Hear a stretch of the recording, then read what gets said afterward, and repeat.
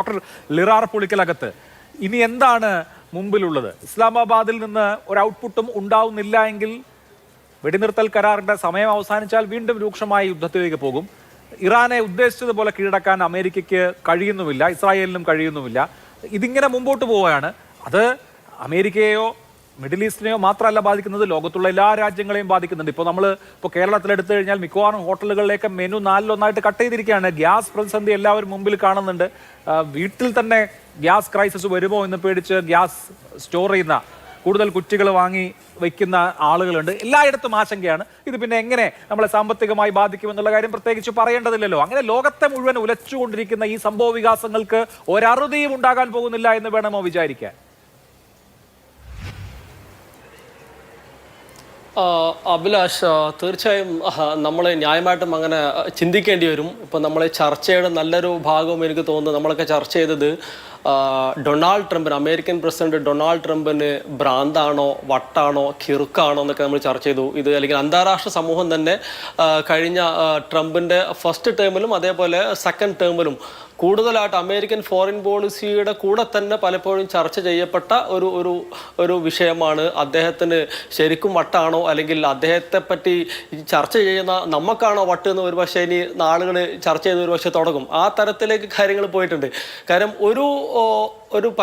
ഒരു രാഷ്ട്രത്തിൻ്റെ ലോകത്തെ നിയന്ത്രിക്കുന്ന അല്ലെങ്കിൽ അത്രയും ഇൻഫ്ലുവൻഷ്യൽ ആയിട്ടുള്ള സൈനിക രാഷ്ട്രീയ ശക്തിയായിട്ടുള്ള ഒരു രാഷ്ട്രവും അദ്ദേഹത്തിൻ്റെ പ്രസിഡന്റും കഴിഞ്ഞ വർഷങ്ങളിലായിട്ട് ചെയ്തു കൂട്ടിയ ഓരോ കാര്യങ്ങൾ, പ്രത്യേകിച്ച് വിദേശ രാഷ്ട്രങ്ങളിൽ നടത്തിയ കടന്നുകയറ്റങ്ങളും അല്ലെങ്കിൽ അക്രമങ്ങളും അതേപ്പറ്റി നമ്മൾ ചർച്ച ചെയ്യാൻ വിധിക്കപ്പെടും. അപ്പം ഇതിനൊരു അവസാനമുണ്ടോ? ഓരോ എപ്പിസോഡ് കഴിയുമ്പോഴും അടുത്ത എപ്പിസോഡ് അല്ലെങ്കിൽ ഓരോ രാഷ്ട്രത്തിൻ്റെ കഴിയുമ്പം അടുത്ത രാഷ്ട്രത്തിലേക്ക് അവർ കടന്നു കയറുന്നു.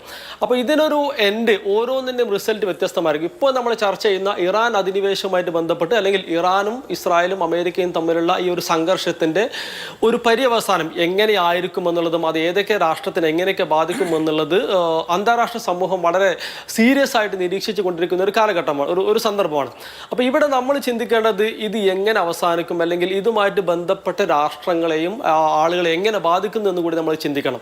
അതിൻ്റെ കൂടെ തന്നെ അമേരിക്കയുടെ ഒരു ക്രെഡിബിലിറ്റി, അമേരിക്ക എന്ന രാഷ്ട്രത്തിനുണ്ടായ അല്ലെങ്കിൽ അമേരിക്കൻ പ്രസിഡന്റുമാർക്കോ അമേരിക്കൻ ഫോറിൻ പോളിസിയായിട്ട് ബന്ധപ്പെട്ട് ഉണ്ടായിരുന്ന ഒരു ട്രസ്റ്റ് അല്ലെങ്കിൽ ഒരു അണ്ടർസ്റ്റാൻഡിങ് ആക്ച്വലി ഈ ഒരു ഇറാൻ വാറോട് കൂടി അത് നഷ്ടപ്പെട്ടു. അല്ലെങ്കിൽ നേരത്തെ പല ആളുകളും നിരീക്ഷിച്ച പോലെ തന്നെ ട്രംപ് എന്ന പ്രസിഡന്റ് ഇന്ന് പറയുന്നതല്ല നാളെ പറയുന്നത്, ഇന്ന് രാവിലെ പറയുന്നതല്ല ഇന്ന് വൈകുന്നേരം പറയുന്നത്. അത്തരത്തിൽ അൺപ്രഡിക്റ്റബിൾ ആയിട്ട് ഒരു പ്രസിഡന്റ് ഓരോ കാര്യങ്ങൾ ചെയ്യുമ്പം ഇത് ലോകത്തിൻ്റെ ഓരോ കോണിലും ഇതുണ്ടാക്കുന്ന ഇമ്പാക്റ്റ് അതിഭീകരമാണ്. ഇപ്പം സ്ട്രേറ്റ് ഓഫ് ഹോർമൂസുമായിട്ട് ബന്ധപ്പെട്ടും എനർജി സെക്യൂരിറ്റിയുമായിട്ട് ബന്ധപ്പെട്ടൊക്കെ നമ്മൾ ചർച്ച ചെയ്തു പറഞ്ഞതാണ്. അതേപോലെ അഭിലാഷ് പറഞ്ഞു കേരളത്തിൻ്റെ എക്കോണമിയെ വരെ നമ്മുടെ LPG ഇതിനൊക്കെ വളരെയധികം ബാധിക്കുന്നത്. അപ്പോൾ ഇത് ഞാൻ മനസ്സിലാക്കുന്നിടത്തോളം ഒന്ന് അമേരിക്കയുടെ ക്രെഡിബിലിറ്റി ബാധിച്ചു, രണ്ടാമത് ഇത് അപ്രതീക്ഷിതമായിട്ട് ഇതുണ്ടാക്കിയൊരു ഇമ്പാക്റ്റ് എൻ്റെ ഒരു അണ്ടർസ്റ്റാൻഡിങ്ങിൽ ഇത് ഏറ്റവും കൂടുതൽ ബാധിച്ച ഒരു മേഖല ഗൾഫ് കൺട്രീസാണ്. കാരണം ഗൾഫ് കൺട്രീസിന് നേരത്തെ ഉണ്ടായിരുന്നൊരു ഇമേജ് എന്ന് വെച്ചാൽ പശ്ചിമേഷ്യയിൽ സംഘർഷം എത്ര ഉണ്ടായാലും ഏതൊക്കെ രാഷ്ട്രങ്ങൾ അഫക്റ്റ് ചെയ്താൽ അത് ലെബനാൻ ആയിക്കോട്ടെ, സിറിയ ആയിക്കോട്ടെ, ഇറാഖ് ആയിക്കോട്ടെ,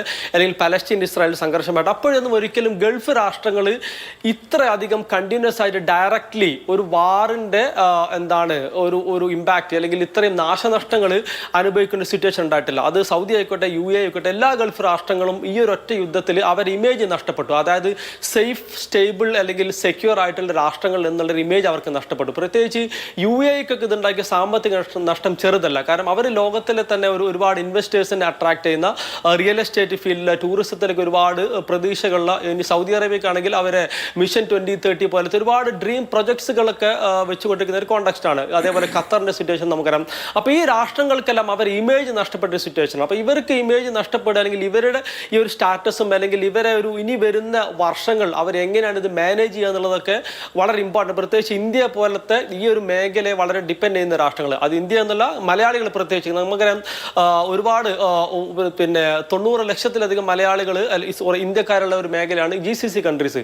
അപ്പോൾ ഈ രാഷ്ട്രത്തിന് സംഭവിക്കുന്ന എന്ത് പൊളിറ്റിക്കൽ ഇൻസ്റ്റബിലിറ്റി ആയിക്കോട്ടെ, എക്കണോമിക് ഒരു സ്ലോ ഡൗണോ അല്ലെങ്കിൽ അല്ലെങ്കിൽ ഇൻഫ്രാസ്ട്രക്ചർ ഡിസ്ട്രക്ഷൻ ആയിക്കോട്ടെ, ഇതെല്ലാം ഡയറക്ട്ലി ഓർ ഇൻഡയറക്ട്ലി ഈ മേഖലയെ ഡിപ്പെൻഡ് ചെയ്യുന്ന മുഴുവൻ രാഷ്ട്രങ്ങളെയും ബാധിക്കുന്നു. പ്രത്യേകിച്ച് നമുക്കറിയാം ഗൾഫ് കൺട്രീസിലേക്ക് ഒരുപാട് വിദേശ തൊഴിലാളികളുള്ള അല്ലെങ്കിൽ ഫോറിനേഴ്സാണ് ആ രാഷ്ട്രത്തിന്റെ ഒരു ഡെമോഗ്രഫി കോമ്പോസിഷൻ നോക്കുകയാണെങ്കിൽ ഏതാണ്ട് എല്ലാ GCC കൺട്രീസിലും, പ്രത്യേകിച്ച് UAE, ഖത്തർ, ബഹ്റൈൻ, UAE പോലത്തെ കുവൈത്തിലൊക്കെ ഏറ്റവും കൂടുതൽ majority of the population belongs to foreigners. അപ്പോൾ ആ ഒരു സിറ്റുവേഷനിൽ ഇങ്ങനെ വാർ കണ്ടിന്യൂ ചെയ്താൽ ഈ മേഖലയെ ഡിപ്പെൻഡ് ചെയ്ത് ജീവിക്കുന്ന ഏതാണ്ട് എല്ലാ ഫോറിൻ സിറ്റിസൺസിനെയും അവരെ ഫാമിലിയെയും പ്രത്യേകിച്ച് മലയാളികളൊക്കെ അതിഭീകരമായിട്ട് ബാധിക്കുമെന്നുള്ള കാര്യത്തിൽ ഒരു തർക്കവുമില്ല. നമ്മളിപ്പോൾ LPGയുടെ ഒരു ഷോർട്ടേജിനെ പറ്റി സംസാരിക്കുന്നു. LPG നമുക്ക് ഒരു പക്ഷേ വേണമെങ്കിൽ വിറക് കത്തിക്കുക അങ്ങനെ എന്തെങ്കിലും ഓപ്ഷനെ പറ്റി നമുക്ക് ചിന്തിക്കാൻ പറ്റും. പക്ഷെ നമുക്ക് ഈ മേഖലയിൽ നിന്ന് വരുന്ന റെമിറ്റൻസസ്, അവിടെ നിന്ന് വരുന്ന പണത്തിന്റെ ലഭ്യതയ്ക്ക് ഉണ്ടാകുന്ന കുറവ്, അത് കേരള എക്കോണമി എത്രത്തോളം ബാധിക്കും നമ്മൾ സീരിയസ് ആയിട്ട് ചിന്തിക്കണം. കാരണം ഇനി ഓൾറെഡി നമ്മുടെ സ്റ്റേറ്റ് ഫൈനാൻഷ്യൽ ക്രൈസിൽ നിൽക്കുന്ന ഒരു സിറ്റുവേഷനാണ്.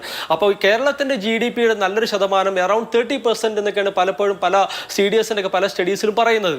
അപ്പോൾ അങ്ങനെ ഒരു കോണ്ടക്സ്റ്റിൽ നമ്മുടെ GDP ഇത്രയും അധികം കോൺട്രിബ്യൂട്ട് ചെയ്യുന്ന ഈ ഒരു മേഖല, പ്രത്യേകിച്ച് അവിടെ നിന്ന് വരുന്ന റെമിറ്റൻസ്, അപ്പോൾ ആ മേഖലയ്ക്ക് എന്തെങ്കിലും സംഭവിച്ചാൽ അത് കേരളത്തിന്റെ എക്കോണമിയെ എത്രത്തോളം ഇനി വരും വർഷങ്ങളിൽ എങ്ങനെ ബാധിക്കും, അതിൽ നിന്ന് എങ്ങനെ നമുക്ക് റിക്കവർ ചെയ്യാൻ പറ്റും, എത്ര കാലതാമസം എടുക്കും, ഇനി ഒരു പെർമനന്റ് സെറ്റിൽമെന്റ്, എല്ലാ രാഷ്ട്രങ്ങളും ചിന്തിക്കുന്നതും സംസാരിക്കുന്ന ഒരു പെർമനന്റ് ഒരു സീസ് ഫയർ സെറ്റിൽമെന്റ് ആണ്. പക്ഷെ അതിന്നേ വരെ നടന്നിട്ടില്ല, അതിനെപ്പറ്റി വലിയൊരു പ്രതീക്ഷയില്ല. അപ്പോൾ ഇത് അനന്തമായിട്ട് നീളുന്നതിനനുസരിച്ച് സ്വാഭാവികമായിട്ടും ഇത് അഫക്ട് ചെയ്യാൻ പോകുന്നത് ഈ മേഖലയെ ഡിപ്പെൻഡ് ചെയ്യുന്ന രാഷ്ട്രങ്ങൾ എന്നാൽ ഒരു തർക്കവുമില്ല. പ്രത്യേകിച്ച് എനർജി സെക്യൂരിറ്റി ഇതിന്റെ കൂടെ ചർച്ച ചെയ്യേണ്ടതാണ്.